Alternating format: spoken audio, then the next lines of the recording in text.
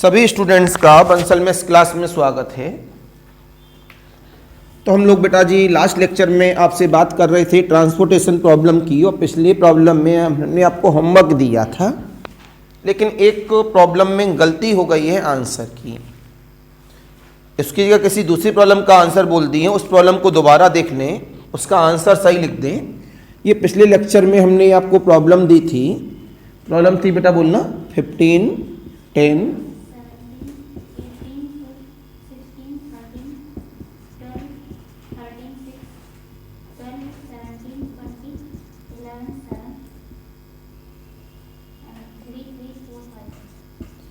Supply बोलो। This is demand. Supply क्या है? 267, राइट। और यहाँ क्या दिया था हमने ऊपर?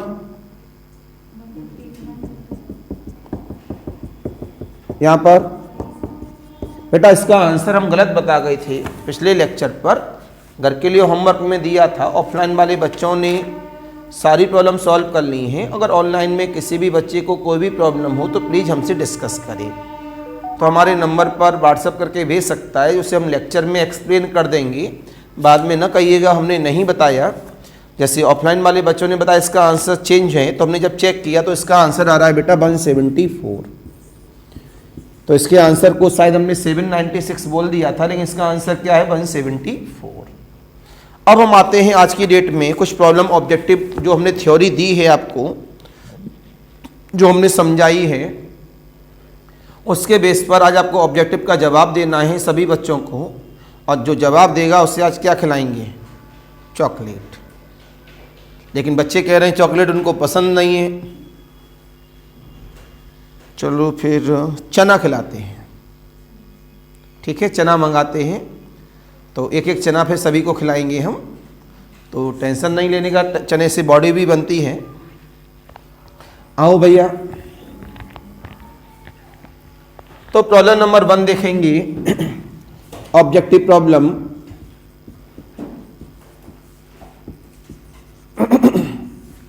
प्रॉब्लम नंबर 1 कहती है आपसे an assignment problem, an assignment problem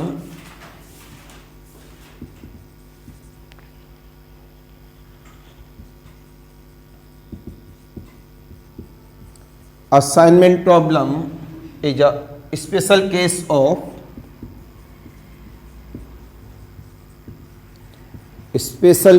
of an m cross n transportation problem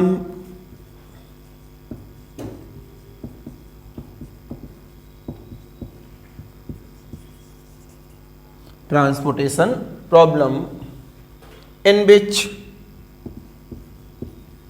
बेटा लेक्चर ऑन करके रख दो। ठीक, लेक्चर ऑन करके रख दो। ABCD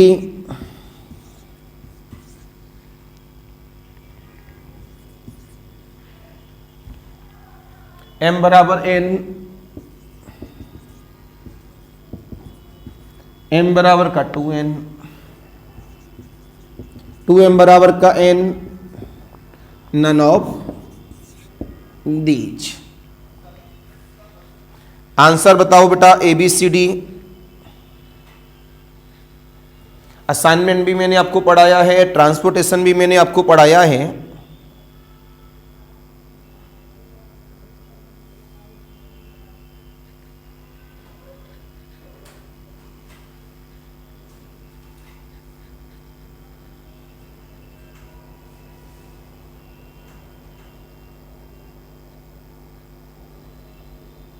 बताओ बच्चा। बहुत आसान है। Assignment problem is a special case of m cross n transposition problem in which. तो जो m क्रॉस n का ट्रांसपोजिशन प्रॉब्लम है, तो असाइनमेंट का एक रूल हुआ करता था, नंबर ऑफ रोज बराबर number of column, then answer is the A. क्यों नहीं बता पाई आप? मैंने थ्योरी बकबक लेक्चरों में इसी वजह से ज़्यादा की, जिससे आप समझें और अपने द्वारा आंसर दें। ओके। तो कल से आपको इसमें नंबर ऑफ प्रॉब्लम मिलेंगी ऑब्जेक्टिव में 20-20, 25-25 प्रॉब्लम हर लेक्चर के साथ मिलेंगी, मतलब हर चैप्टर के बाद में क्लासरूम में ही प्रॉब्लम मिलेंगी 25-25, 30-30 ऑब्जेक्टिव में। प्रॉब्लम नंबर 2 की बात करते हैं। In a basic feasible solution BFS of n small m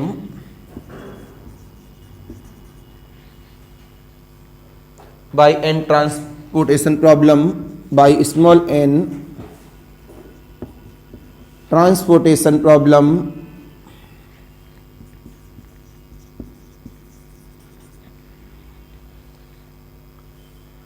the number of positive allocation at most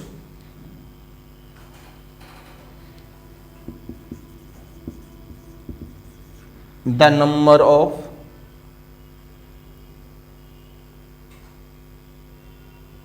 possible allocation at most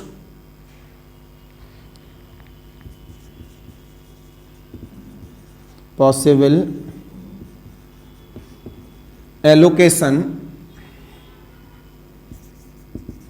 at most ABCD कोई BFS है m/n के ट्रांसपोजिशन प्रॉब्लम में, तो number of possible allocation at most बताने हैं, क्या होंगे m plus n, m minus n, m plus n minus का 1 और d क्या है, none of these. Any confusion, any doubt? Answer is the very good answer C. तो सभी ने अपना एक एक चना पक्का कर लिया। तो लिख जाओ कितने चने देने हैं, याद रखना, लिखते जाओ बगल में एक चना रेडी, और जिसके सबसे ज्यादा चने होंगे जिसके पास, उसको कुछ अलग दे देंगे, ठीक है। सोलंकी कह रही है सर एक दारू पिला दो बस, बहुत दिन हो गए। बुरा ना माना करो, है ना, कोई बुरा नहीं मानना। प्रॉब्लम नंबर 3 क्या कहती है आपसे, the necessary and sufficient condition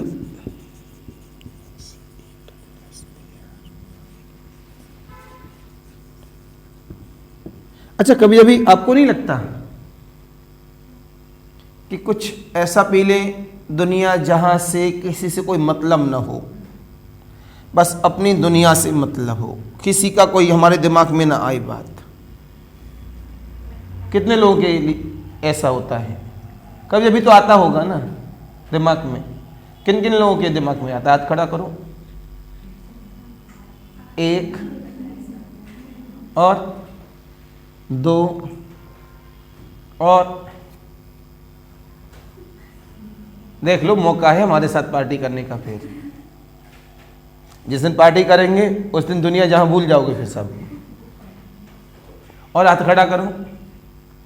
अब से देखो मुस्कुरा रहा है लेकिन हाथ खड़ा करने की हिम्मत नहीं हो रही है, लेकिन मुस्कुराहट तो आई। चलो, the necessary and sufficient condition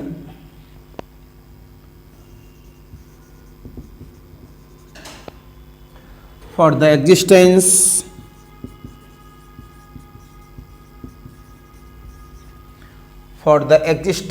of a feasible solution, FS लिख सकते हैं feasible solution को, of a transportation problem TP is ABCD A B C D, summation AI बराबर summation BJ,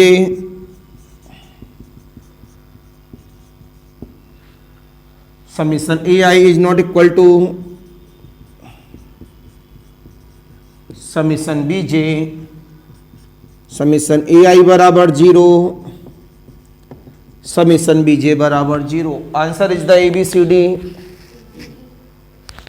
because this is the nature of the supply and demand, then this is the summation AI and this is the summation BJ. Supply is the summation AI, demand is the summation BJ. Both are the equal. This is the necessary and sufficient condition for the TP. Please fair copy में लिखे जाएं सभी बच्चे, answer is the A.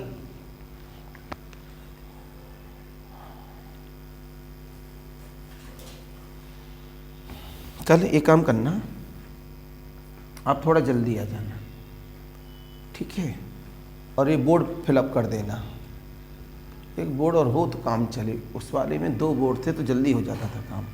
Objective problem दे दूंगा, 20-25 लिख देना तो समय बचेगा।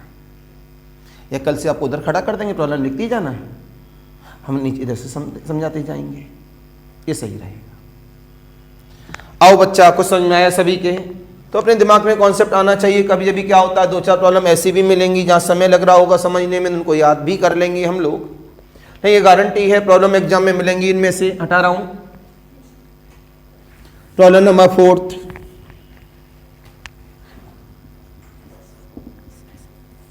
तो प्रॉब्लम नंबर 4 क्या कहती है? In an transportation problem in a TP a loop may be defined, a loop may be defined as an ordered set, as an ordered set of at least A B C D। मैंने देखो problem कराई है, उससे आप पकड़ लोगे इसे 3 cells, 4 cells, 5 cells, 6 cells. Problem का खुद मतलब समझो, अगर मैंने मतलब समझा दिया तो आप आंसर तुरंत दे दोगे। Problem number 5, if we have a feasible solution, if we have a feasible solution consisting of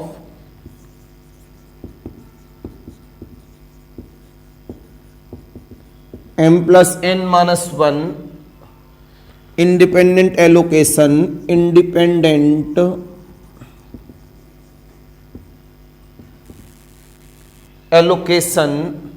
and if numbers ui and vj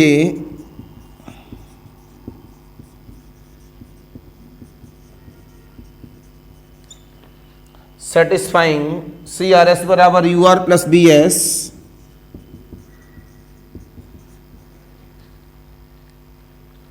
for each occupied cell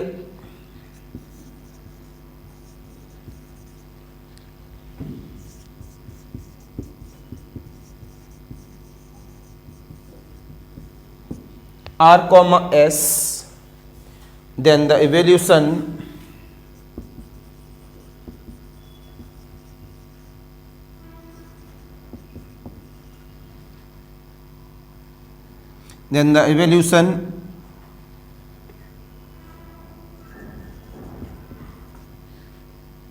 Dij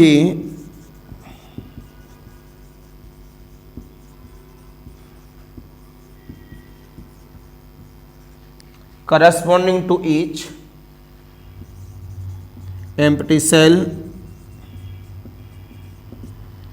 I and j is given by A, B, C D D I J बराबर C I J minus का U I plus B J, D I J बराबर C I plus U I plus B J,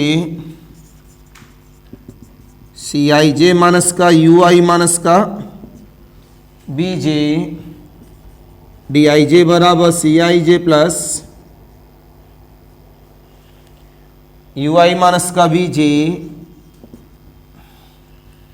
तो 2 problem board पर है, तो please problem number 4 का जवाब दें। A B C D B B क्या नहीं समझ में आया? खड़े हो जाओ आप। तो आप दो लोगों के क्वेश्चन समझ में नहीं आया। आप बताओ फरहीन, खड़े होकर जवाब दिया करो। बी क्यों?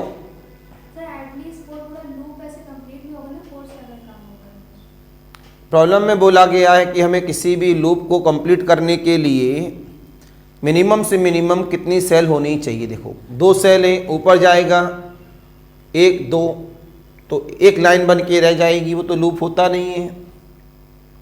लूप मिनिमम से मिनिमम एक रेक्टेंगल या स्क्वायर होता है। रेक्टेंगल स्क्वायर में 4 कॉलम 4 कॉर्नर होते हैं, और आपको पता है एलोकेशन से टर्न होना पड़ता है।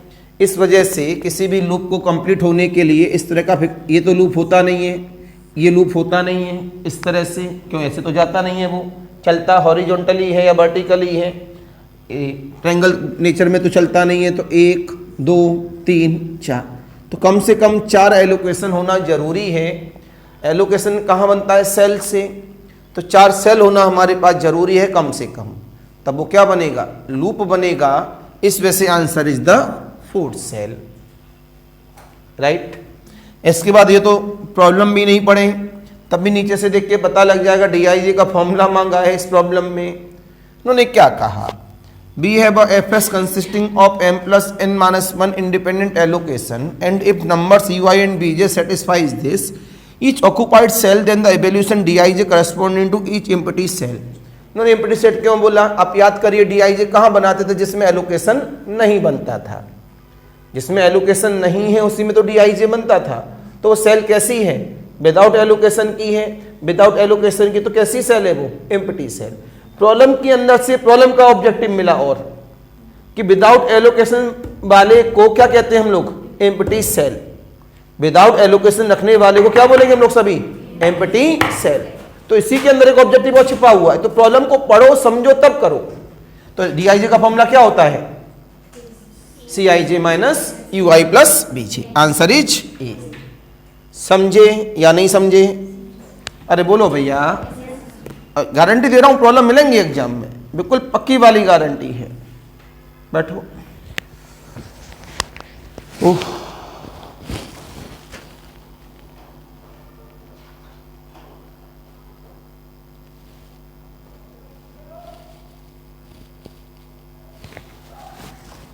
पहले के ज़माने में काजल बहुत लगाते थे लोग।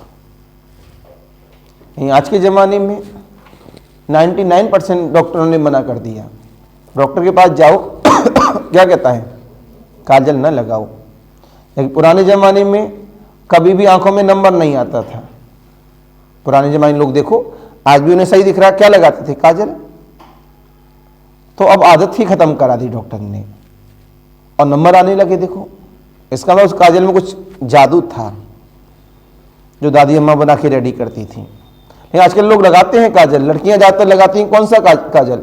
लैक्मे वाला, जो पेंसिल वाला काजल आता है। उससे लगाने से क्या फ़ायदा बताओ? काजल लगाना है तो घर में बना के तैयार करो, उस काजल को लगाओ, फायदा करेगा आंखों को। अच्छा, वो काजल नुकसान नहीं करेगा? लैक्मे और इनका आता है पेंसिल। कभी अब से लगाए हो आंखों में काजल लैक्मे वाला? कभी नहीं लगाए हो? आपसे सोचता वो मेरे पीछे काहे पड़े रहते हैं।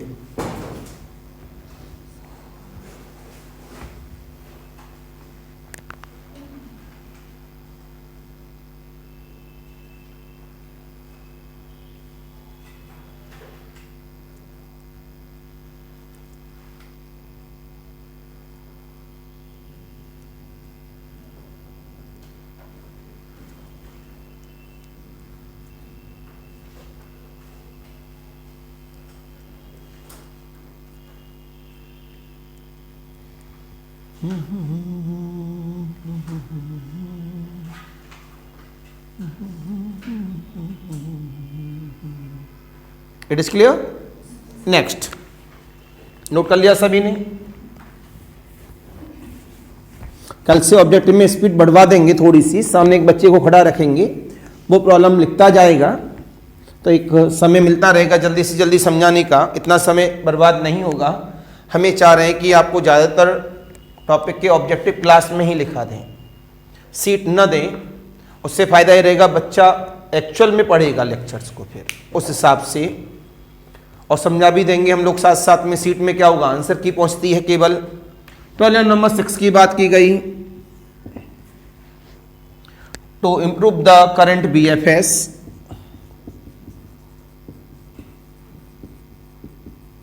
the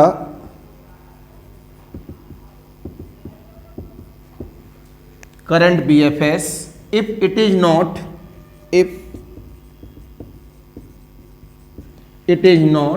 optimal, be allocate to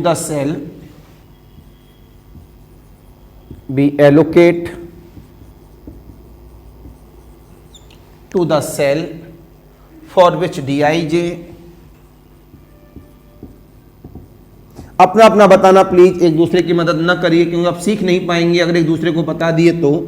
भाई आपको याद थोड़ी ना करके ले जाना है चैप्टर, हम पागल ने पढ़ाए हैं, ऐसा तो नहीं पागल कुत्ते ने काटा है हमको, या हमारे सींग हैं 2 यहां दिख रहे देखो, वो तो है नहीं, तो सीधा सा नॉलेज के लिए पढ़ाए हैं हम आप लोगों को।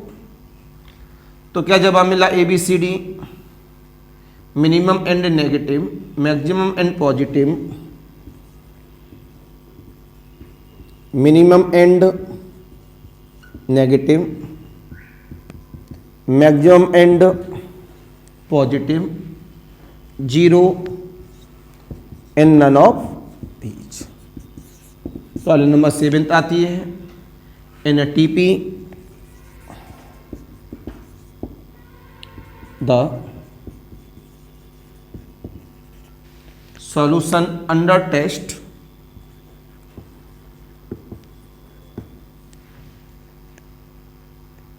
will be optimal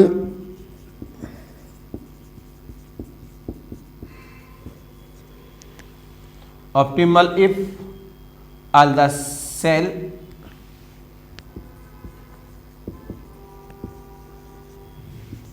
evolution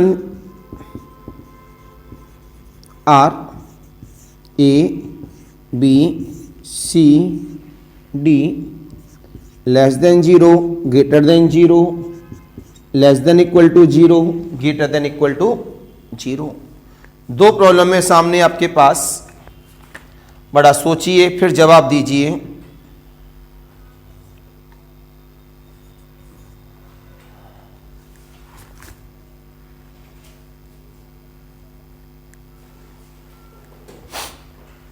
आ गया जवाब?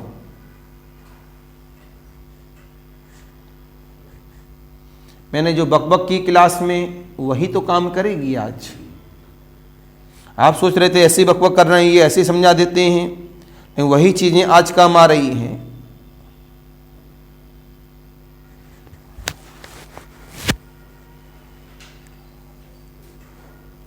पहले वाले का बताओ बेटा, A, the very good answer A. अब सबको पता है ऑप्टिमल नहीं है, क्यों नहीं होगा? क्योंकि वहां सेल में जो DIJ होगा वो कैसा रहा होगा, कैसा रहा होगा, negative.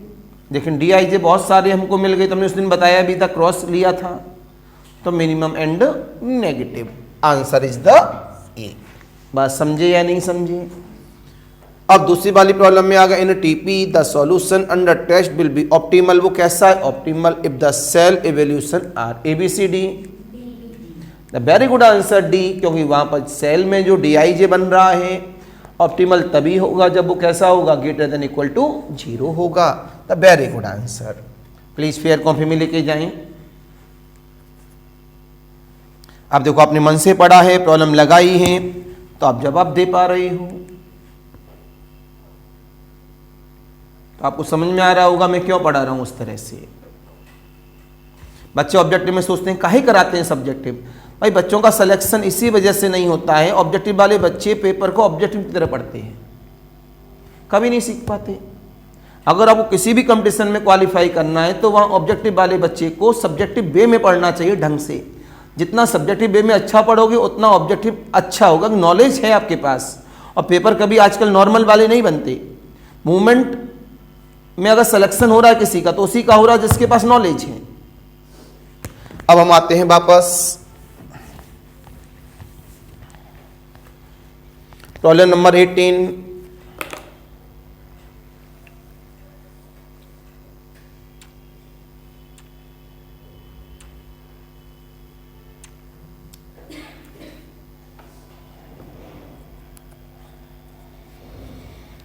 In a Vogel's approximation method,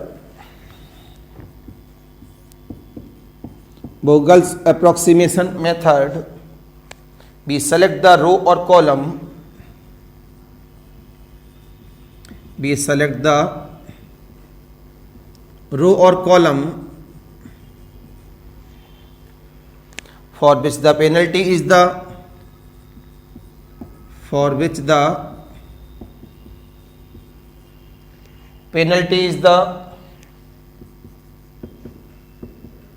A B C D,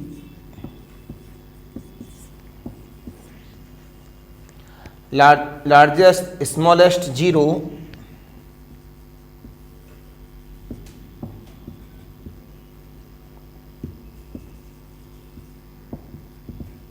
none of 19. To find an initial BFS,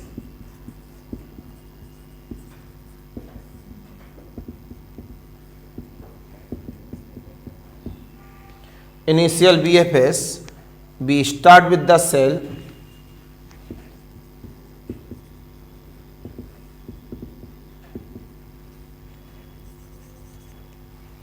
the cell 1, 1 each, A B C D, Vogel's approximation method,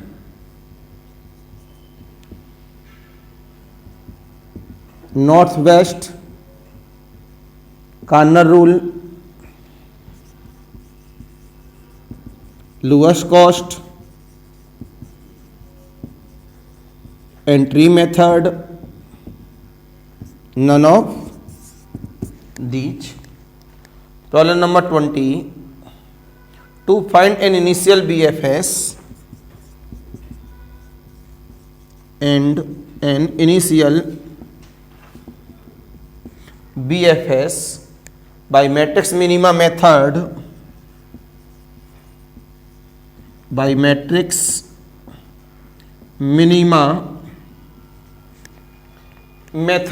थोड़ा छोटा लिख गया है, मैंने साथ साथ में बोल दिया, अगली बार से बड़ा लिख दूंगा. Be first choice the cell, be first choice the cell with 0 cost,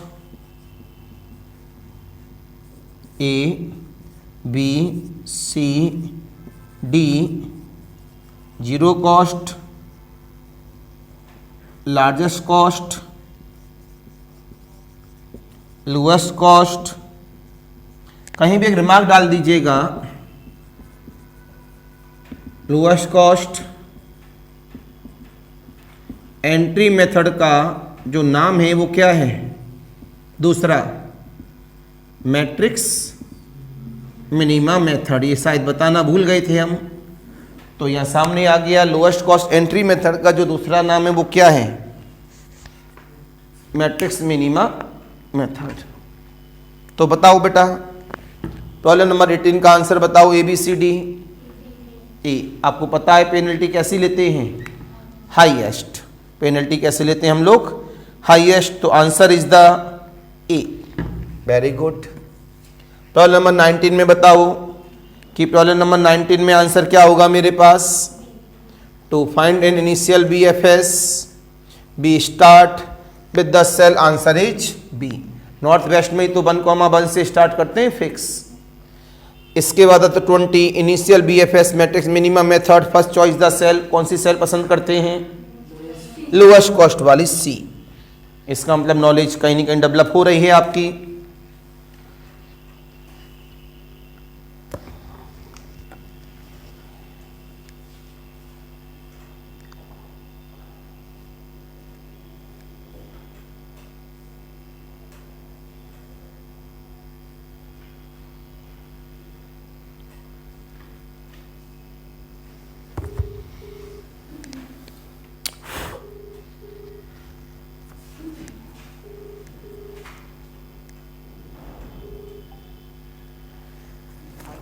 हाँ जी, कहाँ पहुँचे बेटा? अरे वाह, गुड गुड. आओ जल्दी आओ.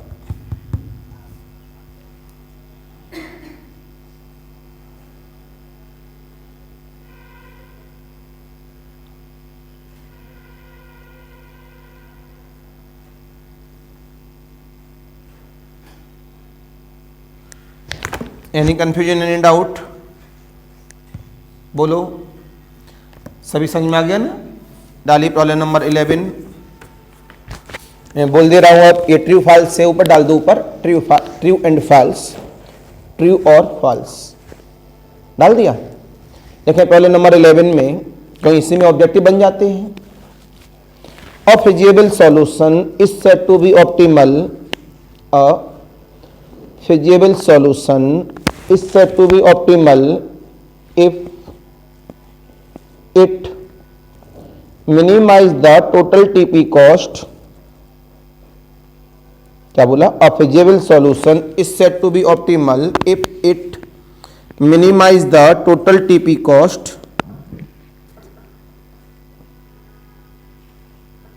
बताओ ये फॉल्स है या ट्रू है? ट्रू है। क्यों? आप सबको पता है ऑप्टिमलिटी हमें क्या देती है? मिनिमम से मिनिमम कॉस्ट को देती है। इस वजह से आंसर क्या है इसका? ट्रू डाल दो, आगे डैश करके टी लिख दो। Problem number 12, in a non degenerate basic feasible solution, in a non degenerate basic feasible solution the number of positive allocation, the number of positive allocation is exactly equal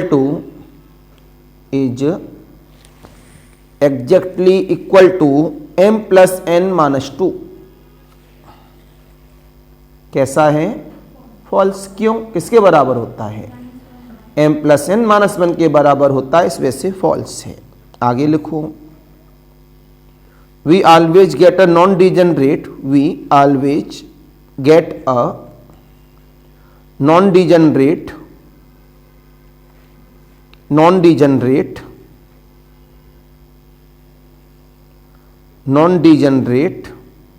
basic feasible solution by northwest corner rule।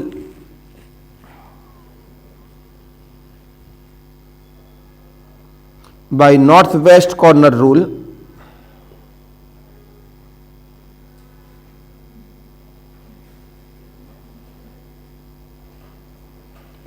False या true?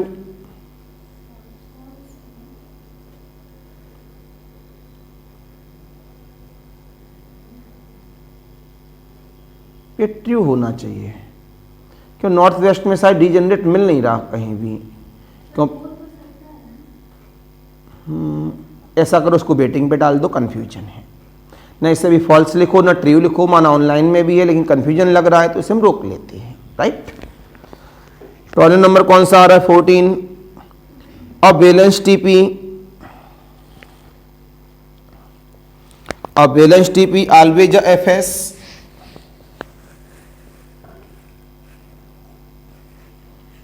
अ balance TP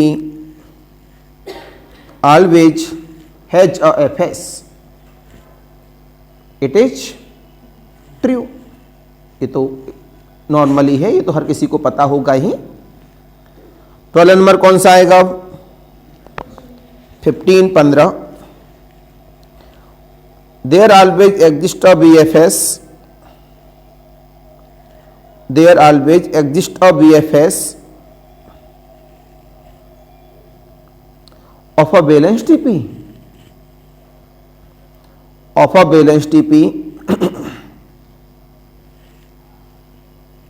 theory काम कर रही है यहां पर, बताइए कैसा रहेगा? This is true. क्यों? साफ साफ है हमारे पास बैलेंस टीपी का बीएफएस है वो हमेशा कैसा होता है? एग्जिस्ट होता है। तो आंसर कैसा हुआ? ट्रू। आगे वाला लिखें, 12 नंबर बोलो कौन सा है? 16 लिखें। Every loop will contain, every loop will contain n odd number of cells, n odd number of cells। बताओ ट्रू और फॉल्स? फॉल्स। क्यों? अभी भी तो थोड़ी देर पहले बताया, 4 लूप वाला भी एप्लीकेशन लेगा, ऑड कहां रहा उसमें? तो answer is false. 17 in optimality test for all the occupied cells, in optimality test for all the occupied cells, comma, cell evolutions Dij are non-zero.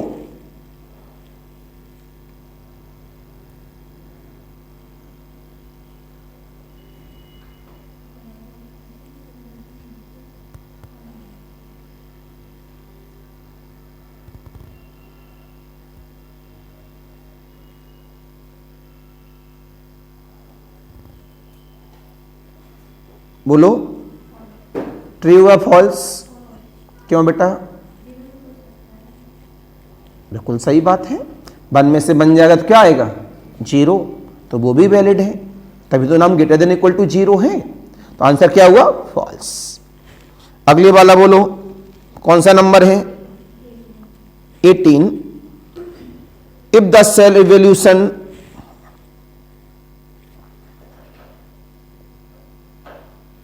if the cell evolution Dij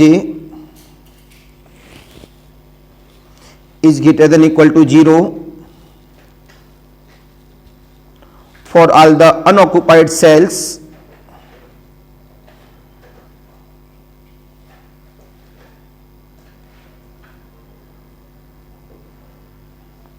then the optimal solution is unique.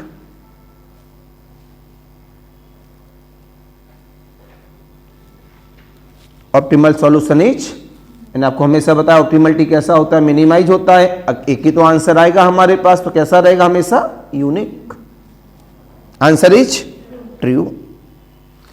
अगले वाला 19वां नंबर, there are m plus n independent equations, there are m plus n independent equations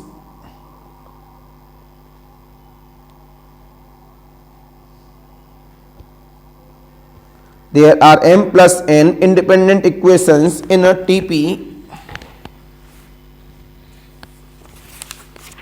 There are m plus n independent equations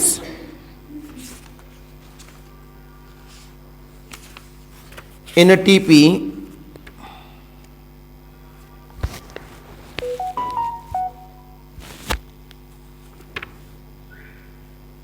comma m and n, comma small m and small n being the number of origins and destinations. Origins and destinations. Answer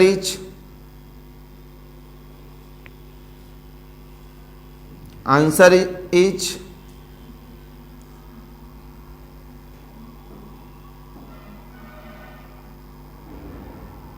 याद करो कितने होते हैं independent? m plus n minus 1, और यहां क्या दिया है?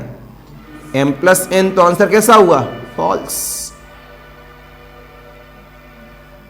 तो number 20 in a non degenerate BFS, in a non degenerate BFS, हाँ का है? हाँ कोचिंग में आ जाओ, मैं बस छोड़ रहा हूँ क्लास 2 मिनट में। तो क्या लिखा? In a non degenerate BFS the allocation must be in independent position, in independent position. Answer is true. भाई जो हमारे पास में एलोकेशन होते हैं वो कहाँ पे मस्ट है? इंडिपेंडेंट पोजीशन पर है।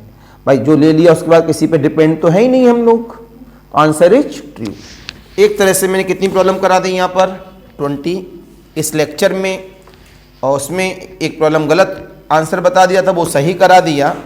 तो अगले वाले लेक्चर के लिए आप ऑब्जेक्टिव प्रॉब्लम के लिए ही वेट करेंगे, और ऐसी प्रॉब्लम जानने के लिए लगातार चैनल को सब्सक्राइब करें कमेंट करें, लाइक करें। आज के लिए नमस्कार, बाय बाय। इसमें एक प्रॉब्लम में कन्फ्यूजन है, उसे अगली वाली प्रॉब्लम में डिस्कस कर देंगे।